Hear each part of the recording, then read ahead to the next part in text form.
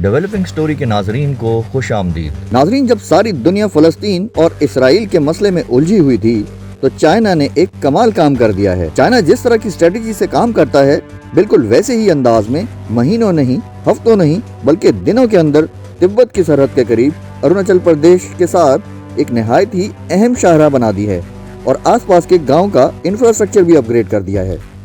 और अब चाइना के लिए अरुणाचल प्रदेश पर किसी भी वक्त हमला करना निहायत ही आसान हो गया है। चाइना पहले ही ये दावा करता है अरुणाचल प्रदेश साउथ तिब्बत का हिस्सा है,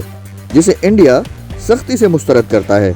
और इसीलिए इंडिया और चाइना का तकरीबन 3,500 किलोमीटर लंबी लाइन ऑफ कंट्रोल पे तनाज़ा भी चल रहा है। आज जब इंडियन आर्मी चीफ ने अरुणाचल प्रदेश के सरहदी इलाकों का दौरा किया तो अपने फौजियों को चौकन्ना रहने और लाइन ऑफ कंट्रोल के साथ चीनी सरगर्मियों पर नजर रखने की हिदायत की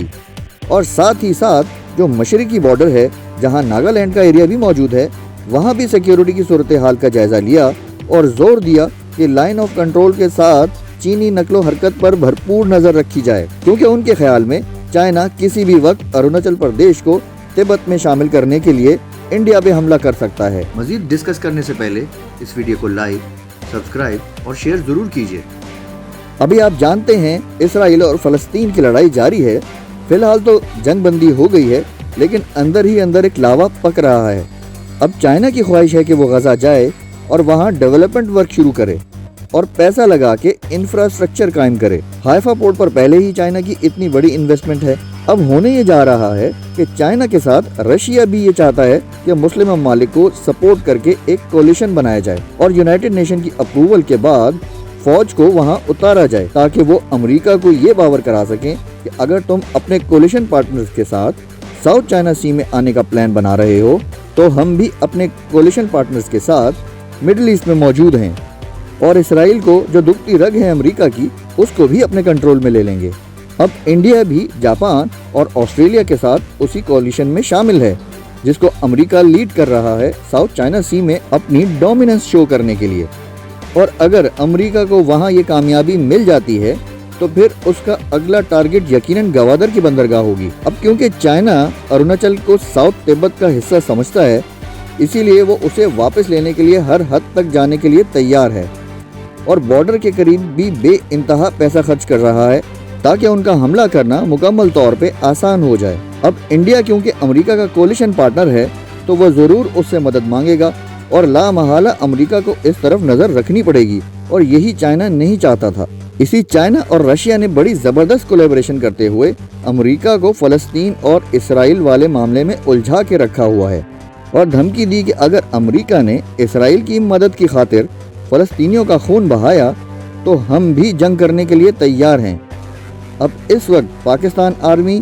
टर्की, मलेशिया और ईरान ये चाह रहे हैं कि किसी तरह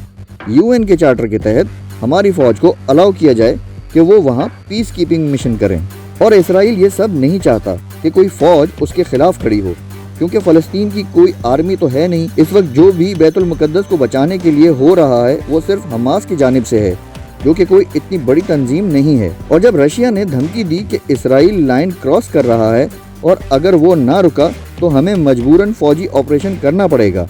जिसके जवाब में अमेरिका ने इसराइल से जंग बंदी की अपील कर दी, क्योंकि अगर सारी जंग यहाँ शुरू हो गई तो अमेरिका को भी अपने सारे वसाइल इसराइल की खातिर यहीं पे झोंकने पड़ेंगे और साउथ चाइना सी पे हुक्मरानी का ख्वाब अधूरा रह जाएगा। और अब चाइना ने इसराइल की गर्दन पर पांव रख दिया है कि अगर अमेरिका साउथ चाइना सी में कोई ऐसी वैसी हरकत करेगा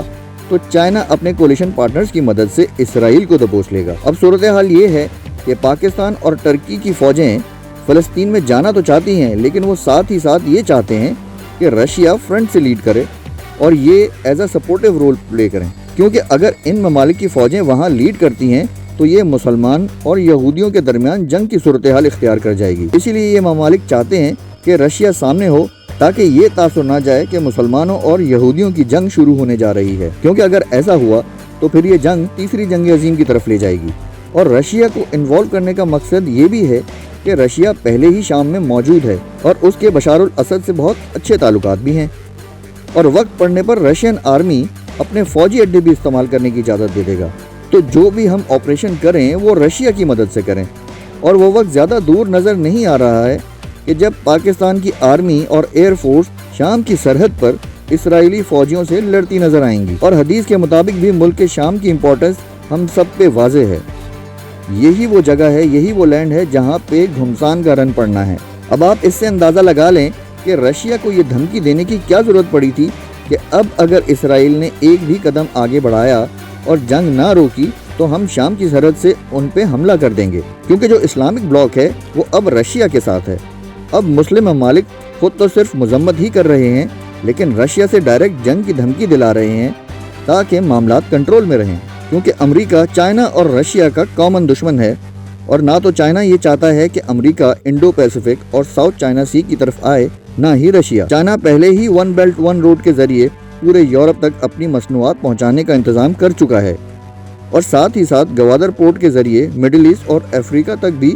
رسائی اپنے کنٹرول میں کرنا چاہتا ہے۔ اب جیسے جیسے بظاہر فلسطین کا مسئلہ ٹھنڈا ہوتا نظر آئے گا، ویسے ہی امریکہ کا رخ چائنا کی جانب ہو جائے گا، اور اب آپ دیکھیں گے کہ جلد ہی چائنا اروناچل پردیش کو بھی اپنے قبضے میں لے لے گا۔